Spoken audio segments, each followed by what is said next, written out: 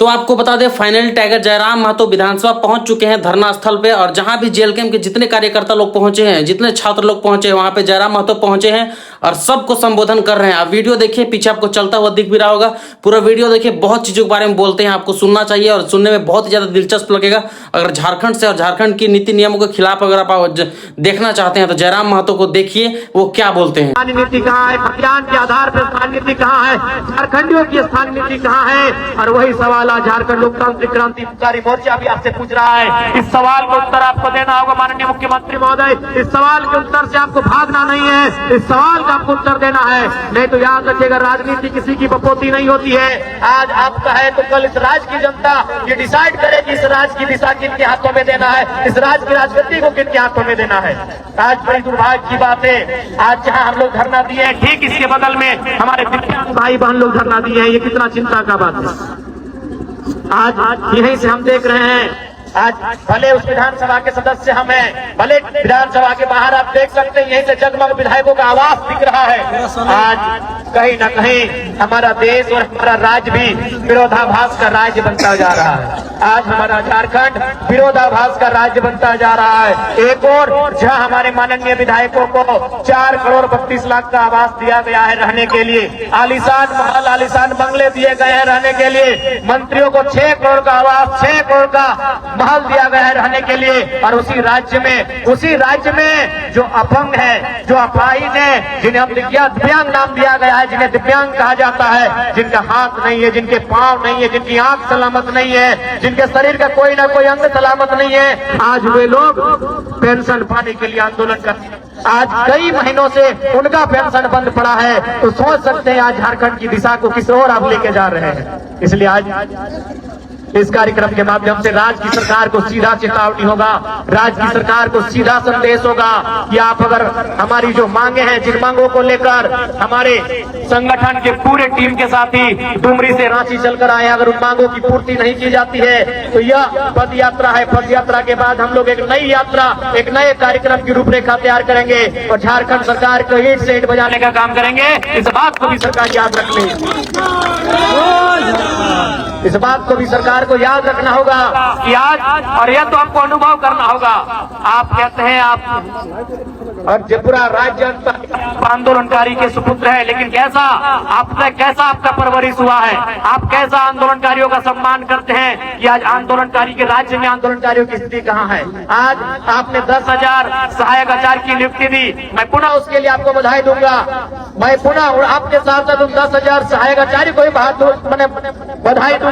लेकिन सवाल ये होगा मुख्यमंत्री महोदय, आपने ये तो झारखंड की जनता को बता दिया कि आपने नौकरियां दी, लेकिन क्या आप बताएंगे कि ठेकेदारी किनको दे रहे हैं। जो 50 करोड़ का, 100 करोड़ का, 200 करोड़ का, 500 करोड़ का, 1000 करोड़ का टेंडर जो निकल रहा है, वो टेंडर आप किसको दे रहे हैं, ये भी राज्य की जनता को बताना। आज एक उपायुक्त के बगल में, उपायुक्त के पीछे, डीसी के पीछे, डीसी के आगे, डीसी के दाएं, डीसी के बाएं जो व्यक्ति खड़ा होता है, जो काम करता है, वो आउटसोर्सिंग के माध्यम से आता है। ये भी आपको बताना होगा कि झारखंड की कितनी आउटसोर्सिंग एजेंसियां झारखंड की सक्षम है।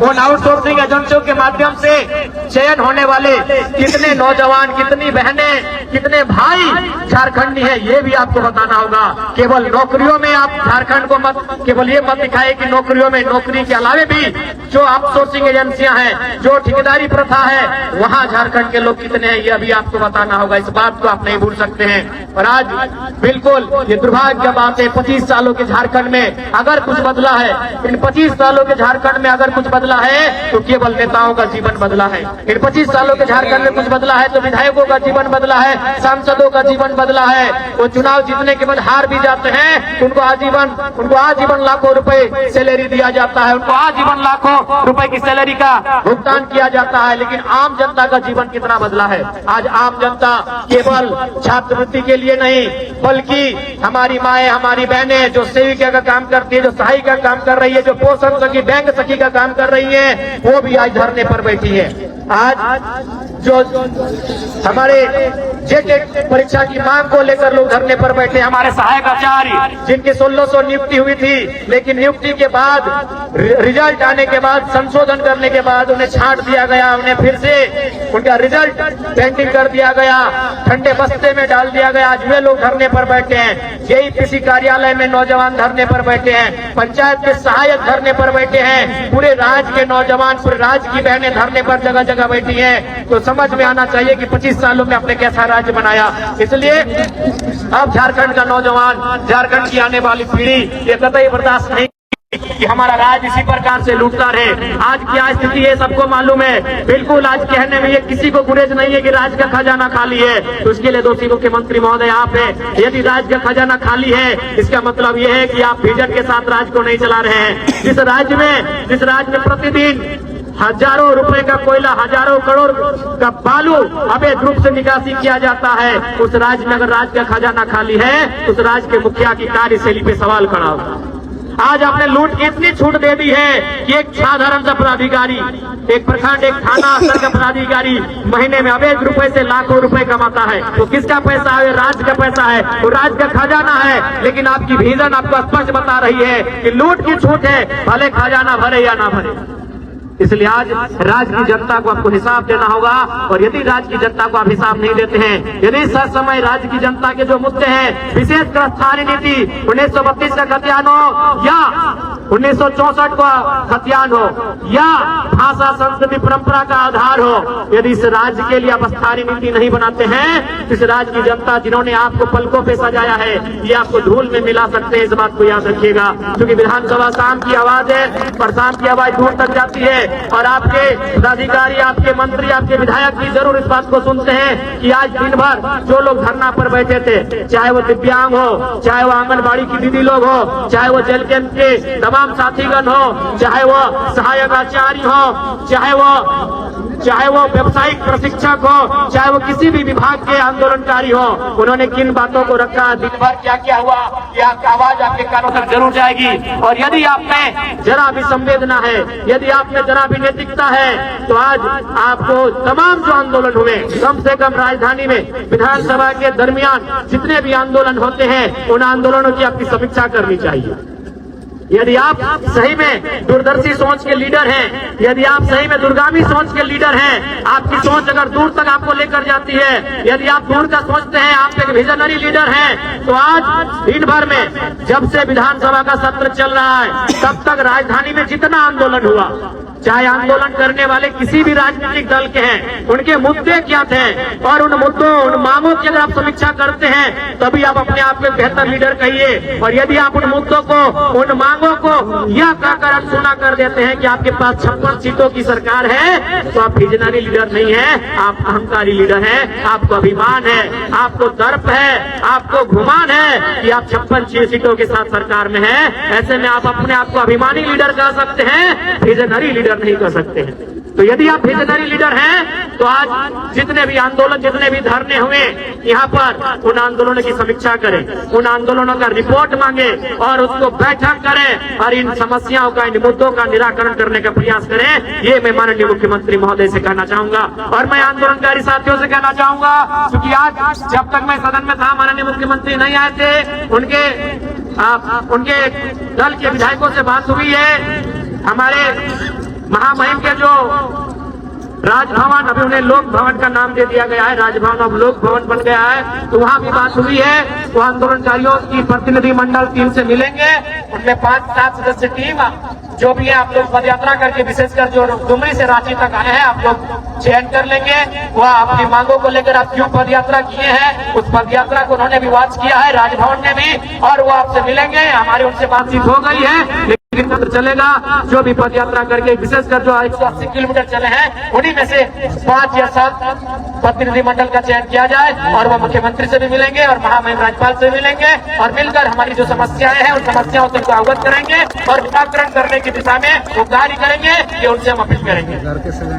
क्योंकि रात्रि का समय है, हमारी माताएं बहनें भी काफी दूर दराज से आई हैं। सबसे पहले मैं पुनः आपके इस हौसले को, कड़कड़ाती ठंड है, बिल्कुल रांची के ठंड बाकी जिलों की ठंड की तुलना में ज्यादा है, उसके बाद भी आपने इस ठंड की परवाह न करते हुए इस राज्य के भविष्य के लिए, इस राज्य की स्थानीय नीति के लिए, इस राज्य के पढ़ने वाले स्टूडेंट की स्कॉलरशिप के लिए, इस राज्य के तमाम ऐसे लोग जो आज सिस्टम से प्रताड़ित है, सिस्टम से हतोत्साहित है, सिस्टम से परेशान है, उनकी आवाज बनने के लिए आपने 180 किलोमीटर की जो यात्रा की, यह यात्रा झारखंड के इतिहास में, झारखंड के आंदोलनों के इतिहास में स्वर्णिम अक्षरों में लिखा जाएगा।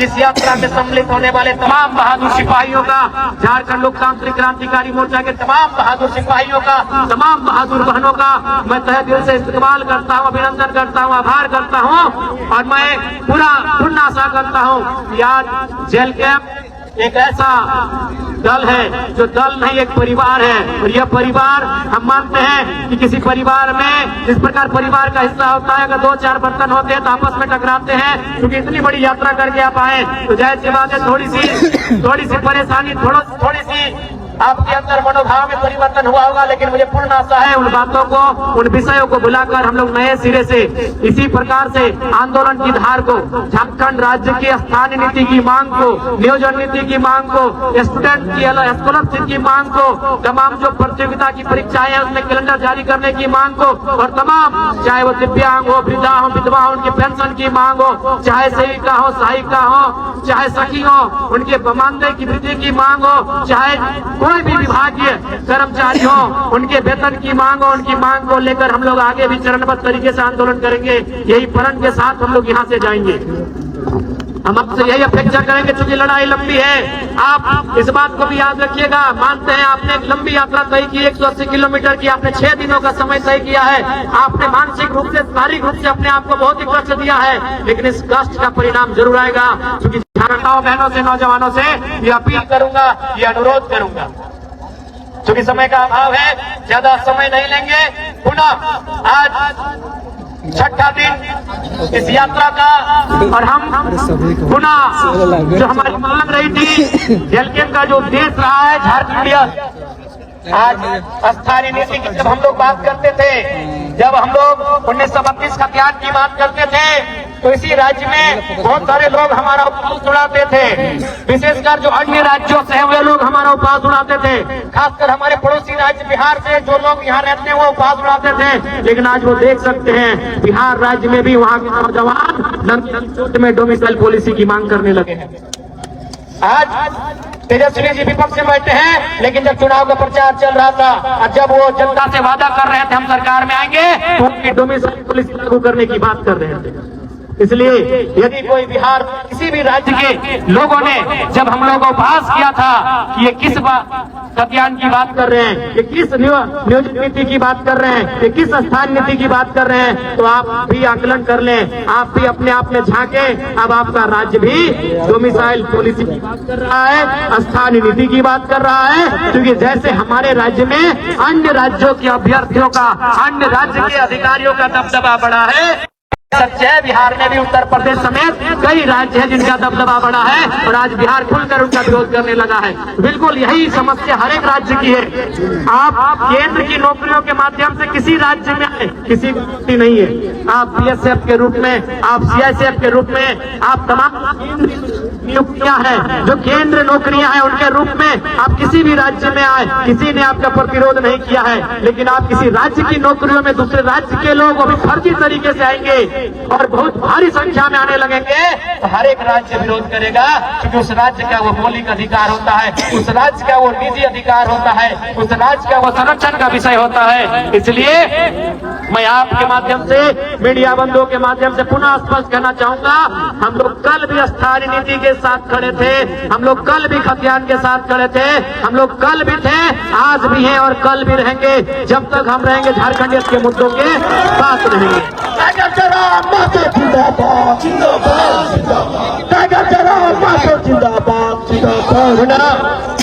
आज के इस कार्यक्रम में विशेषकर